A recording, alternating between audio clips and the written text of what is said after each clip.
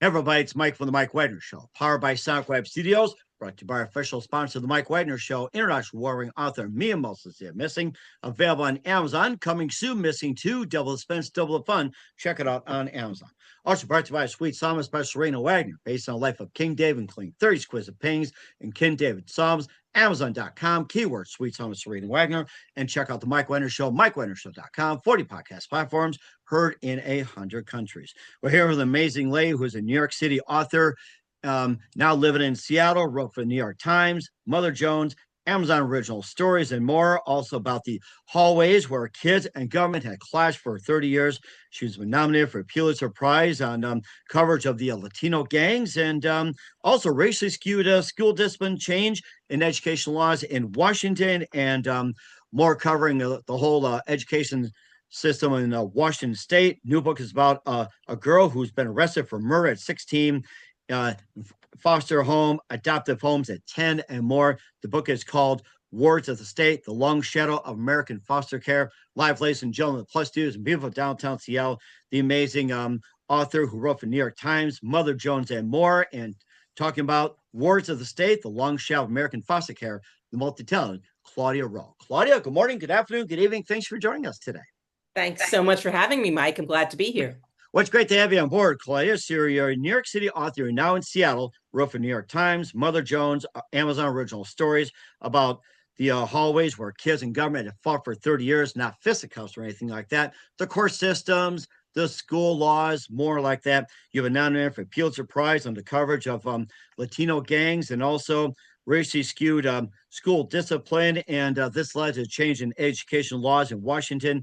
You also received the Washington State Award for true crime memoir, The Spider, The Fly, and also member of the editorial board for Seattle Times. And you have a new book about Marianne, who had been arrested for murder at 16, in and out foster and adoptive homes at 10, ran away, and also trafficked and assaulted, and paints a rather grim survival narrative showing how the system has been flawed as well. The book is called Wards of the State, The Long Shadow of American Foster Care. Before we get another client, tell us how you first got started. How I first got started? Yeah, way back, machine, way back. You talking about in journalism? No, just way back in general. It's like way back, Sherman, hop in a time machine.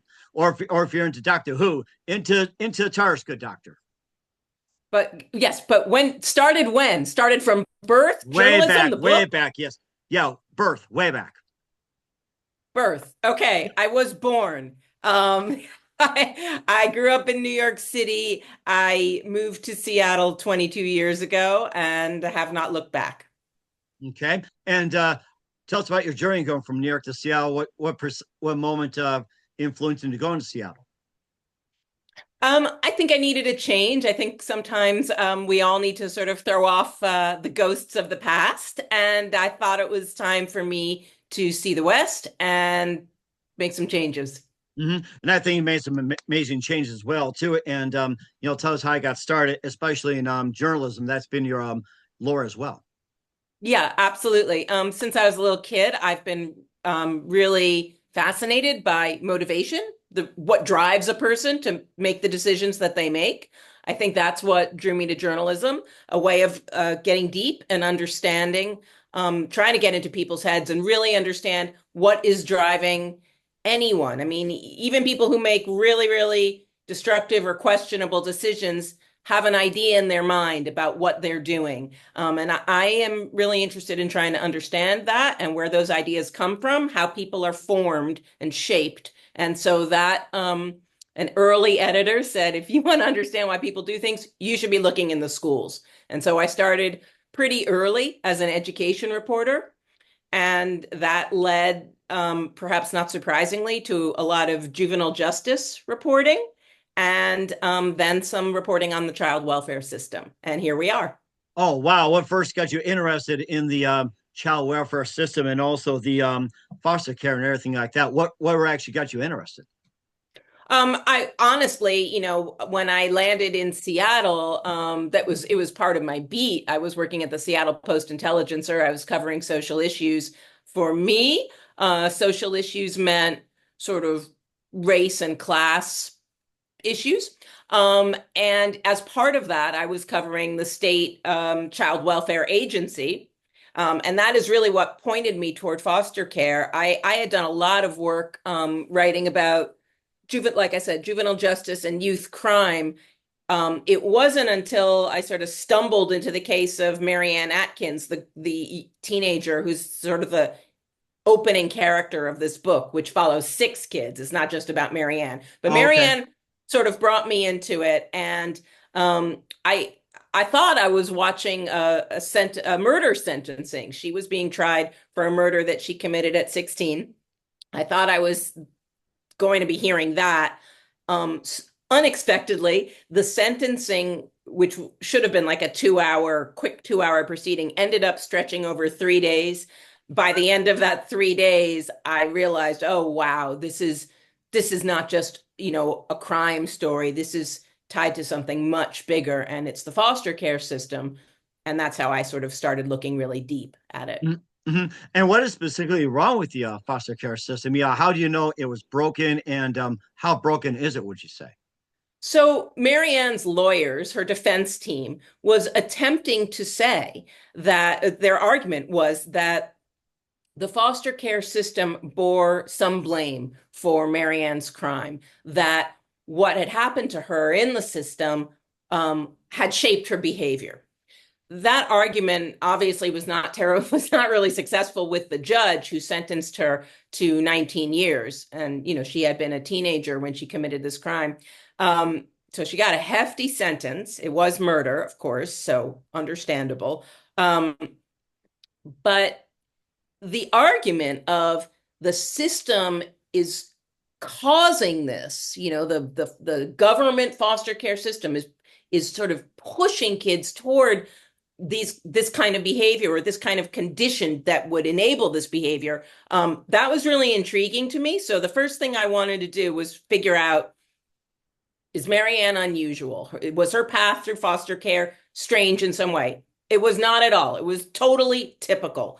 It was completely typical. Obviously, not every kid in foster care is going to do what she did and shoot someone in the head. But many, many kids in foster care run from their placements, as Marianne had done. She was on the run from her, quote unquote, on the run. They're not really running, but they're not where they're supposed to be when she committed this crime. Also, her path up to that point was really typical. She had been in about 5 foster homes. She had been adopted from foster care and then returned to foster care by her adoptive family. This is surprisingly common. Marianne herself had no idea it was possible to be unadopted. I didn't even know when I started all this, but it is possible. It happens a lot, and it happens a lot with kids adopted from the foster care system because their adoptive families are not prepared for the kind of needs that they have and the kind of intense behaviors that they often bring, because they are not accustomed to growing up in a sort of traditional family. For Marianne, it was really, really awkward. Sitting at family dinners felt very strange to her. She wasn't used to sort of that kind of traditional family setup. Her path was really typical. About 5 foster homes, adoption, back to foster care, running from foster care, all this stuff really standard. And then I just really wanted to understand, to try to get in her head. And Marianne said, fine, great, do my story. She wanted to be understood. She wanted to be known. But I needed help in sort of interpreting her life. And the book went from there. It was an effort to understand her that led me to all the other stuff in the book. Mm-hmm. And what would you say some of her life was like? She's been in 5 foster homes. She ran away. She's also been assaulted, which seems to happen in foster homes, sexual abuse, physical abuse, bullying, and everything like that. What are some of the things that Marianne had went through?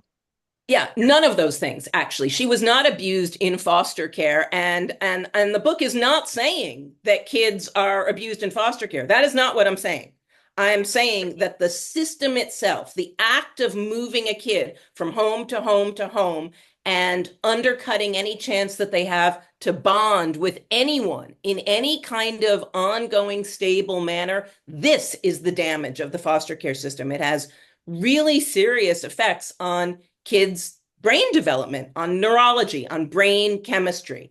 That's what I'm saying. Marianne, in fact, loved the last foster mom that she was living with. This was her favorite foster home, and she was yet chronically on the run, even though that was the place she liked the best. Because by that point, her her behavior, like that of many, many kids in foster care, is kind of a fight or flight, very sort of reflex kind of behavior. So that's what I am not saying that foster care is rife with abusers. Okay. That's not what it is. Right. Yeah, we're double checking that because there have been some cases of foster kids getting abused, bullied, and everything like that. So I just wanted to double check. And then this fight for flight thing that they seem to associate. Do you think that could be ruining their system? Like it could be a possible abandonment, something could happen to them, or I'm just thinking about this. What's like the exact root cause for fight for flight? Going from foster home to foster home, like these kids. It's just like, am I going to run, stay, or anything like that? I think often when kids run from a placement, really what they're doing often is trying to find, it's not like as much running from something, but trying to find something. And they often are trying to find their biological parent. Got They're it. Okay. they're trying to find their parent, or they're trying to find like other kids who understand them. So often it's other kids on the street, other kids in foster care who have also run. They're looking for some kind of, in fact, connection. Okay. And the All right. system itself is constantly undercutting connection. Right. Yeah. And of course, what can we do to improve the foster system? We could we could realign it to encourage connection, which would mean not moving kids around so much. It would mean allowing or even encouraging foster parents to bond with the foster kid. A lot of foster parents don't, because they know the child. If they're not going to adopt, they know that kid is likely going to be moving on. So they'll sort of shield off their hearts to a degree. Yes, they're providing food and shelter for the child, but like Marianne's foster mom at the end had told all the kids that lived in her home, do not call me mom, call me auntie. She could no longer deal with the sort of bonding and then ripping of the bond and feeling attached to a kid and the kid leaves. So foster care could improve things, I think, by encouraging bonds. So like there's kinship care where the state will give the child to a relative if their biological parent can't handle them, can't parent them.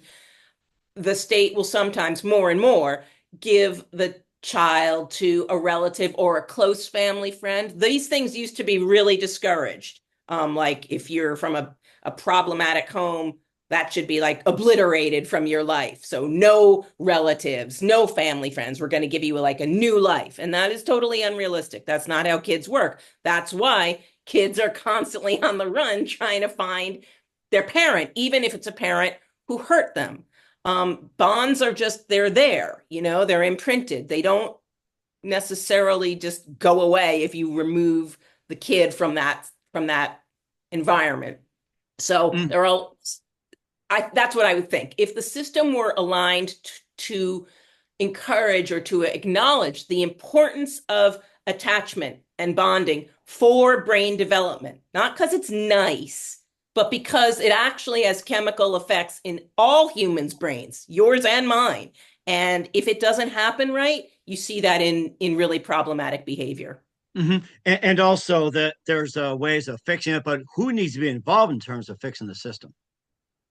Everybody. I mean, anybody. I don't mean that to sound flippant. I mean, federal and state officials can do things such as approving government support for for relatives who take in children through foster care. So it used to be, as very common, like grandma might take, her grandchildren in if their parent, grandma's daughter, say, can't parent the children. So grandma takes the grandchildren. That's really typical, right? Mm-hmm. But normally, she's not getting any money for that. She's draining her retirement savings to parent children at age 75 that she never intended to be, dealing with when she's a senior citizen. Now, in some states and increasingly, state government is allowing foster care licensing for just that kid and just that relative. So you could get some government support to care for the child so that you're not draining your retirement funds if you're their relative. So that's one way that a state government and federal as well could help. I think more generally, some of this stuff that is brain development and brain science shows up in school, like with really poor attention really poor. It affects sleep patterns, right? So if you have too much That's true. cortisol, I've seen and read about that. Development like that. If you're like going from home to home, abuse, or you never know where your next meal is going to come from, next bed, that can also affect and disrupt patterns like crazy. exactly. So I guess I would say that when all of us see kids who seem kind of difficult or impossible, they're not paying attention, they're not going to sleep when they're supposed to, they're not waking up when they're supposed to, they're not managing their emotions as we would like. I just think it sort of behooves all of us to step back and try, and I'm not saying it's easy, but to try and look a little closer, try to understand what is really going on with a kid, because they're not because you feel sorry for them, but because you want to understand. And if you can understand what is driving behavior, sometimes your response to it might be different. And certainly is as well too. And we'll talk about Maura Marianne and plus one of her 6 children in the book, Words of the State, The Long Shadow of American Foster Care, Claudia Rowe. But first, listen to the Mike Wagner Show at the MikeWagnerShow.com, powered by Sonic Web Studios. Visit online at SonicWebStudios.com for all your needs. Look at a professional website without breaking your budget. Sonic Web Studios is the answer. Sonic Web Studios offers fast, affordable custom web designs that blow the competition away. Call today, 1-800-303-3960. That's 1-800-303-3960, or email to support@sonicwebstudios.com. Mention the Mike Wagner Show. Get 20% off your first project. Sonic Web Studios. Take your image to the next level. Also, time to give official shout out to our official sponsor of the Mike Wagner Show, international war-ring author Mia Molson-Zia. If you love fast-paced mysteries, you'll love Missing by Mia Molson-Zia, available on Amazon, paperback, and ebook. Missing is fast-paced and intriguing with an unforgettable twist. Takes place in 4 countries, 2 strangers, 1 target, where truth is illusion and those who love you to first go missing. It's available on Amazon, paperback, and ebook. Missing by Mia Molson-Zia has gotten great reviews, and Eve 11 endorsed by Howard celebrities, including Joanna Cassie, Forrest Riley, and many others. So grab your copy today. 4 Goes Missing by Mia Molson-Zia, available on Amazon. Coming soon, Missing 2, Double the Suspense, Double the Fun. Check it out on Amazon. Also brought to you by Sweet Psalmist by Serena Wagner, based on the life of King David, including 30 exquisite paintings in King David's Psalms. The Sweet Psalmist gives a new perspective as David as a shepherd and a time growing up. Also, his relationship with King Saul, very turbulent, story of love, betrayal, repentance, hope, and more. Check out the Sweet Psalmist by Serena on Amazon, keyword Sweet Psalmist Serena Wagner. And also check out the Mike Wagner Show, MikeWagnerShow.com, 40 podcast platforms, heard in 100 countries. Take us with you on any mobile device. Follow us on all social media, Facebook, Instagram, LinkedIn, Twitter, TikTok, and more. Also follow on all social media platforms, Spotify, YouTube, iHeart, Apple, and more. And for t-shirts, pop sockets, throw pillows, tote bags, hoodies, Amazon.com, keywords, the Mike Wagner Show. And for more great gift ideas, go to Amazon.com. Mia Molson-Zia, great books, merchandise, and more. And support the Mike Wagner Show at Anchor FM, PayPal, and the MikeWagnerShow.com. You're here with amazing multi-talented author who used to live in New York City, now in Seattle, wrote for New York Times, Mother Jones, and more. Claudia Rowe here on the Mike Wagner Show with Words of the State, The Long Shadow of American Foster Care. Before we get back to that, you taking in some recognition and nominated for the Pulitzer Prize on coverage of Latino gangs as well, and the racially skewed school discipline, which led to change in education laws in Washington. 2 of the big moments that you can share with us. You want me to talk about those stories? Sure, Is that sure right? thing. Sure, go ahead. Sure. I'd love to Okay. hear about those. Okay. At the time that I was looking at it, which was in sort of the around 2015, I was looking at school discipline, and it was really clear that in areas that are subjective, like defiance, right? Different teachers might define defiance in different ways. So that's what we were looking at, sort of, you know, um, some things are really clear cut. And but what we were looking at is in areas where a teacher can make a subjective judgment. It seemed like children of color, particularly Black kids, were getting expelled and or suspended, long-term suspended from school at rates far higher than white kids for the same problem, right? So-called defiance. So we were able to do some really good data analysis. We showed this. And then Washington State changed laws really for the very youngest children, not high school students, but they were saying that you can't suspend like a second grader, you know, but teachers were, and they still, even younger. And this happens everywhere. It wasn't just a Seattle or a Washington State thing. It happens everywhere. And it is really surprising that children, you know, 5, 6, 7 could be suspended from school for, you know, many days. And that, of course, affects learning. And if you miss school, you're going to be behind and your behavior is probably going to be worse when you come back. So we laid all this out. We did the data analysis, and the state legislature made some adjustments to laws. I don't know if it's actually really helping, but yes, they did do that. Mhm. I did talk to some people about that. It's been the same pattern. It's like the more you suspend a kid, the further behind they get, and the more like intense the anger it gets, or they get more frightened and everything. And that seems to be having a very, very adverse effect on it as well, too. And you're right, it's getting me more of a yeah, really problematic though, I'll tell you. Sure. The other story I think you asked about was Latino youth gangs. Correct, yeah. What can I tell you about that? At the time, which was around 2006 or so, 6, 7, 8 in there, maybe 2008 or 9. Yeah, that series ran in 2008, and Seattle was having a pretty significant gang problem at that point. It's very cyclical. It had sort of happened before, and it was happening again. It's multi-generational. So at that point, 2008 was just sort of the latest generation, but a lot of teenagers, a lot of kids were getting killed. It's definitely happening again. And at the time, I was looking really closely at it. Again, similar to foster care, I really wanted to understand with foster care, what does it feel like to be a kid on the street? And with the gangs, I really wanted to understand, you're 14 years old, you're in a gang. What exactly does that mean? Like, what do you do? Are there dues? Are there jobs? Like, what really does it mean? So that was what prompted that series. I really wanted Mhm. to understand, what is that life?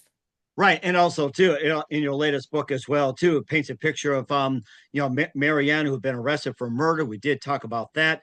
In and out of foster and adoptive homes at 10, ran away, and also trafficked as well too, and assaulted. And that's going to be like a really problematic thing too. You know, foster children trafficked and everything else, human trafficking. That's going to be pretty huge. Right. So one of the things about the book early on was I knew some data, and you know, the numbers are pretty shocking. There's a really reputable study out of the Midwest that found 59% of kids in foster care, when they age out of the system at 18, 59% will have been locked up by the age of 26. That could have been during foster care, like in juvie. Like if you run away, this is what you're talking about. Like if you run away from a placement, kids run, they get hungry, right? They get hungry. They have no money. So they shoplift, and sometimes they are trafficked, or they trade sex for money or shelter or whatever. That's trafficking.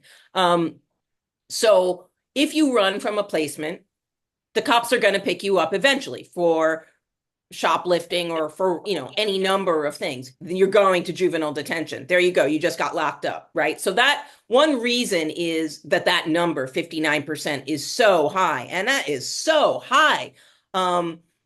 Meanwhile, you know, fewer than 5% of kids who age out of foster care ever earn a 4-year college degree. So 59% lockup, fewer than 5% college degree. So those numbers sort of blew my mind. And what was so incredible about it is it wasn't like a recent spike or, you know, a newer trend or something. This has been the case forever.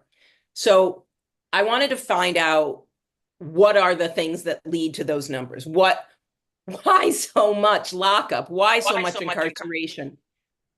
So running away is one reason. Also, failed adoptions or broken adoptions. This is what happened with Marianne. When kids are adopted out of foster care and then there's a problem with that placement or with that adoptive family and the family sends them back, that rejection, even if the kid didn't like that adoption, didn't like that home, the rejection is profound and it has a real effect on behavior. So that's another one really common to kids who end up either homeless or locked up after foster care. The third one was group homes. If you are not adopted by the time you're like 12 or 13, you're very likely to end up in a group home. And again, it's a lot of fighting in group homes. Kids fight one another, they assault staff, the police come, you just got locked up again. That's another way toward lockup. And the fourth thing is aging out at 18, usually without support. So like 50% of kids in foster care never get a high school diploma. They drop out of high school. So you're 18 years old. At best, you have a high school diploma, but a very spotty education because you've moved around so much, different schools, different districts, right? And you're 18, you might not even have a high school diploma. You have no family that can support you. You have no job skills. Like, how are you going to support yourself, right? And the state goes, thanks very much, goodbye. It's when you look at that, it's not so surprising that the numbers of kids leaving foster care to live on the street, homeless or in lockup, like because they commit a crime, it's not that surprising when you look at how common these experiences are for foster kids. And meanwhile, the US is spending $30 billion every year for those outcomes. $30 billion a year for 59% of kids getting locked up and fewer than 5% getting a college degree. And for that, we spend 30 billion a year. So that just seemed crazy to me. When I found all that data and I did all that research, then I needed to show it through the stories of young people and show me how this happens. We already know about Marianne and what she went through. You've also mentioned about 6 other children as well, too. And maybe you can talk about, a couple of them as well, too. Similar. Marianne's a little bit different outcomes and everything. It's not just Marianne. It's just some of the other 6 children in the book. Sure. So when I was trying to understand I told you I was trying to understand, is she typical or is she some kind of aberration? And I was talking with somebody who had been incarcerated, a guy who had been incarcerated. I was explaining, this project to him, and he said, "Oh, you got to talk to my friend Art Longworth." And Art Longworth also was in foster care, and very shortly after he was ejected from the system decades ago, this is in the 1980s, he committed a murder. He got a life sentence.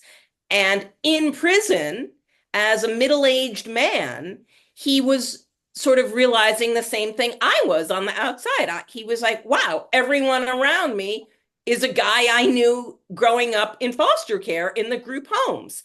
Wow, it's either them or now it's their kids. So he, in a maximum security prison with a life sentence, was seeing all these other guys also from foster care. And Art goes, wait a minute, we need to quantify this. We need to show this. We need to do something. So Art convened a group of inmates to talk about this exact thing, this foster care prison overlap.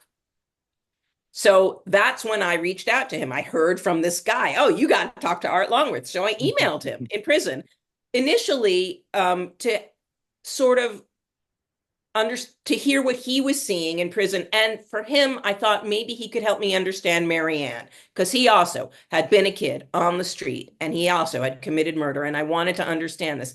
Art eventually becomes a character in the story because one thing about Art is a really good writer. Art became a writer while locked up, and he was a really good writer, and he was able to write about his experience of being a teenager in a way that I had not seen articulated before. So I needed art to explain this experience. So he became another character in the book. I could go on. There are a million of them. Oh, absolutely. Yeah. I'd like to hear about maybe a couple more as well, too. This is rather interesting.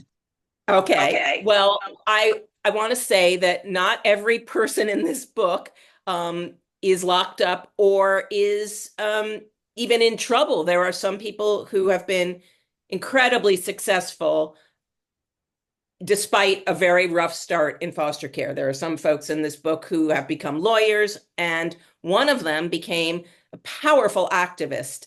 His name is Sixto Cancel, which is a very cool and interesting name. Sixto was in foster care in Bridgeport, Connecticut. He's much younger than Art. He's now in his 30s. He also had a terrible adoption experience, adopted out of foster care, terrible adoption experience, begged his social worker to be removed from the adoptive home and to go back into foster care. So he asked to go back into foster care, but he was miserable, was really, really miserable, and determined very young as a teenager.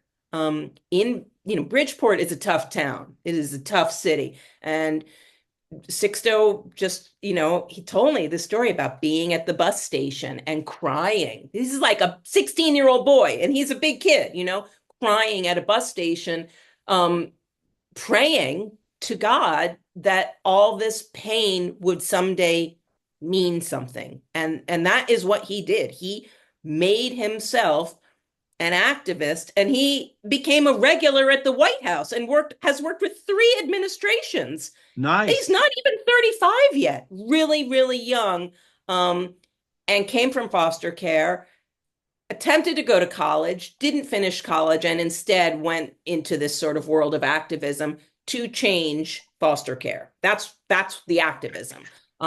So that's another one.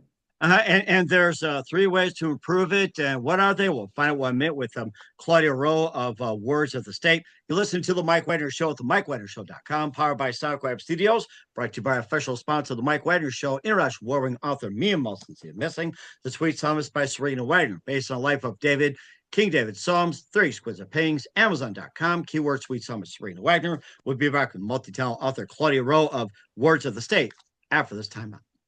We're back to author Claudia Rowe of Words of the State, The Long Shadow of American Foster Care here on the Mike Wagner Show. And we talked about some of the stories about foster care, talked about Marianne and a couple others who've been through a foster care system. And there's 3 ways to improve foster care. And what are those 3 ways, Claudia?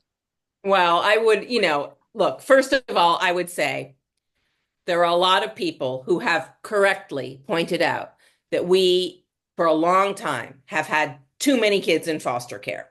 The numbers are beginning to go down, but it is still true that a lot of kids are brought into foster care essentially for poverty. I'll just tell you straight up, there's like no middle class kids in foster care, certainly no affluent kids. And or just no middle class, period. That's the sad part. No middle class, either poor or rich. There's no middle anymore.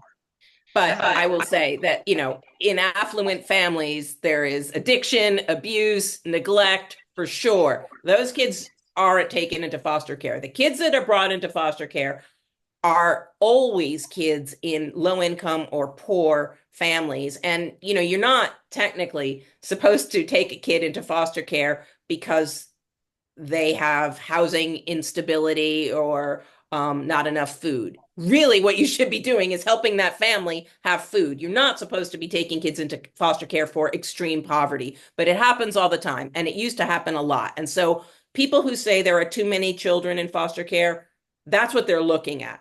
Families that were separated primarily because of extreme poverty, sometimes substance abuse as well, but there are a lot of middle class or rich homes where there's all kinds of substance abuse going on. Those kids are not removed. So I'm just saying. All right. You asked about improving foster care. First of all,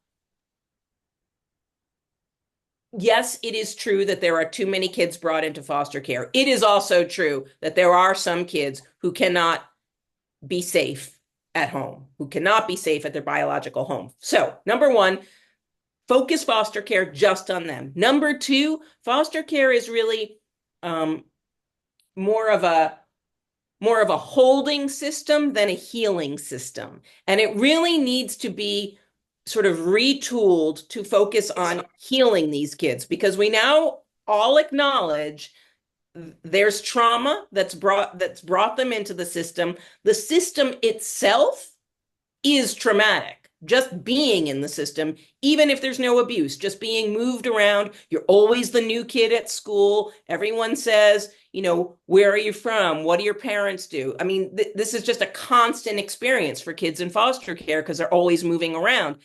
This is not good for kids, especially when they don't really want to talk about who their parents are or where they came from necessarily. So I would say first, shrink the system, then make it less of a holding system or a way station and more geared toward actually helping these kids, actually healing them. And what heals them and helps them is bonds, connection, stable connection to a trusting, trustworthy adult. This is actually rather hard to find in foster care. I mean, it sounds so easy and obvious, but it's not so easy and obvious. Mm-hmm. And I think that's a really good point as well, too, that there's also some talk that, raising the limit to 18 instead of kicking them at 18. Some are talking about moving up to 25, just giving some more time to really, really get established as well, from 18 to 25.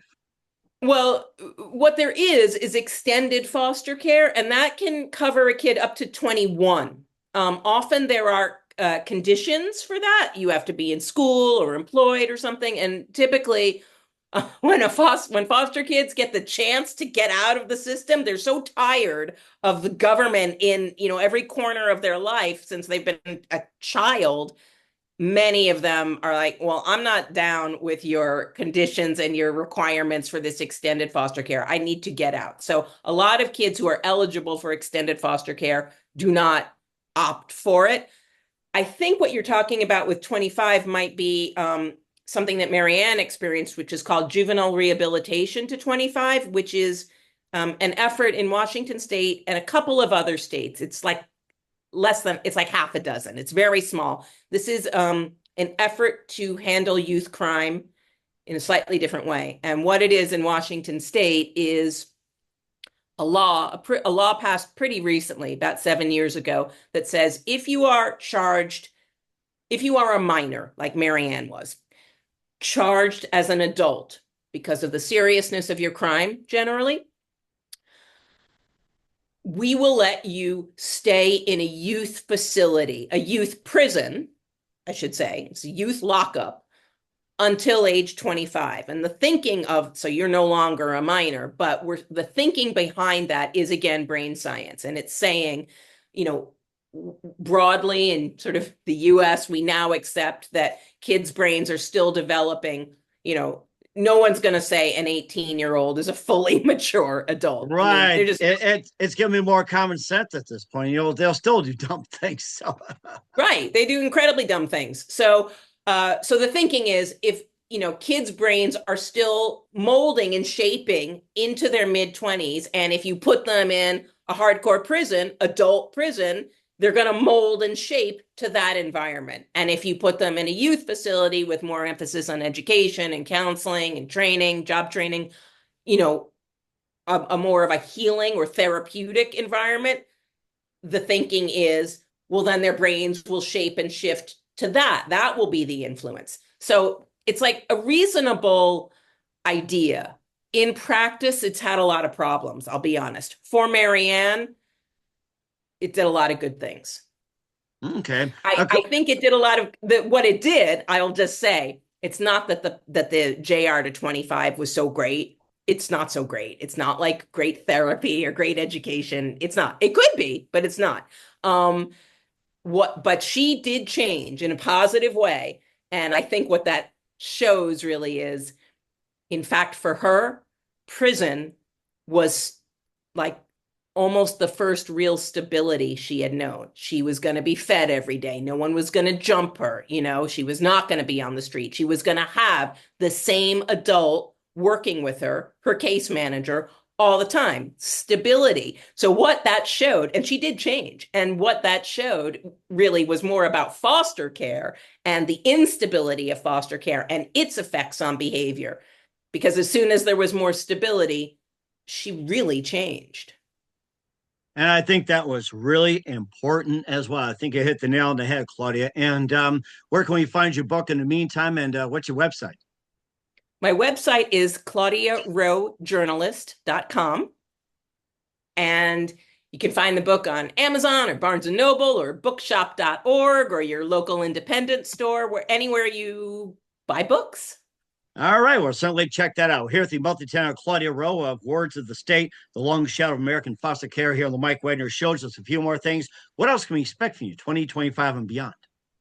Oh man, I am thinking about some stuff, but it's still just sort of gelling. It takes me a while to come up with ideas. I do want to leave your listeners with one point.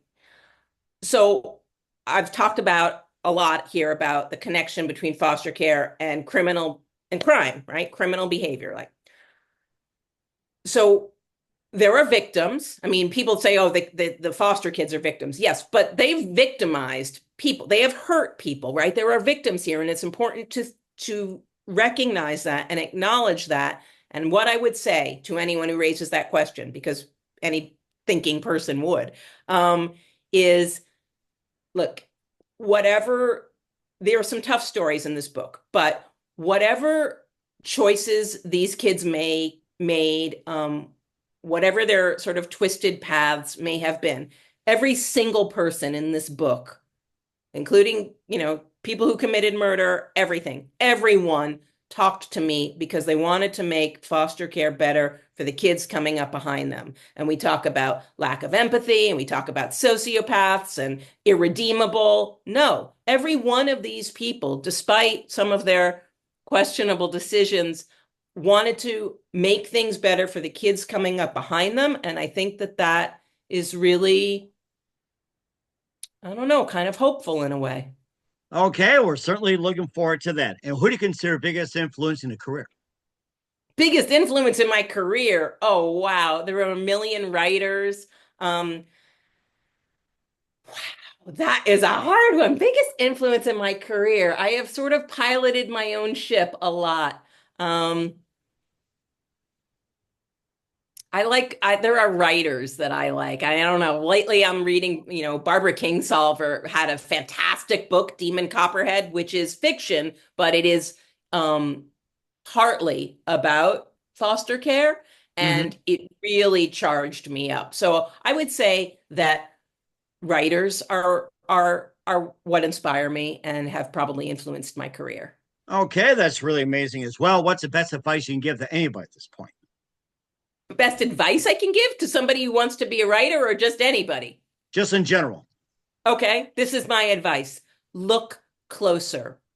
You see something that repulses you, frightens you, repels you, makes you go, I would say, instead of doing that, instead of pulling away, look closer. Try to understand. Try to see inside that person and understand why they're doing what they're doing. It will change the way you feel about yourself, about the world, the way you understand things. Look That, closer.